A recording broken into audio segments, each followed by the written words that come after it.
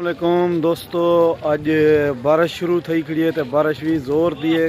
सवेरे दी बारिश शुरू थी गई है तो मैं इतना नदी के विच वधा। नदी का माहौल तो इतना लोग भी आए वधन ज़्यारत वास्ते। बारिश की वजह कने लोग घट हैं, कह नहीं आंदा पे अंदरों हैं, बाहरों कह नहीं निकलता पे। मैं भी बिल्कुल लुकिया वधा। अज बारिश मैं को भी जलील की ते मैं कि अज का क्लिप होए तुसां दोस्तों के नाल भी वीडियो का शेयर कर छोड़ूँ।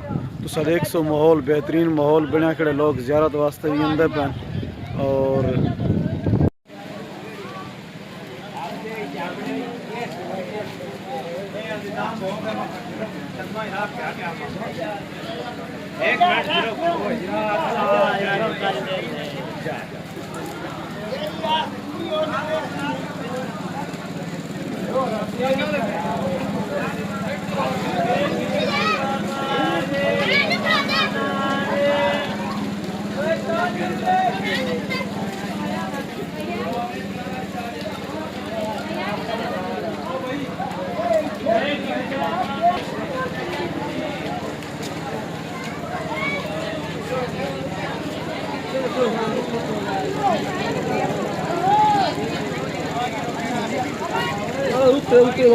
Okay.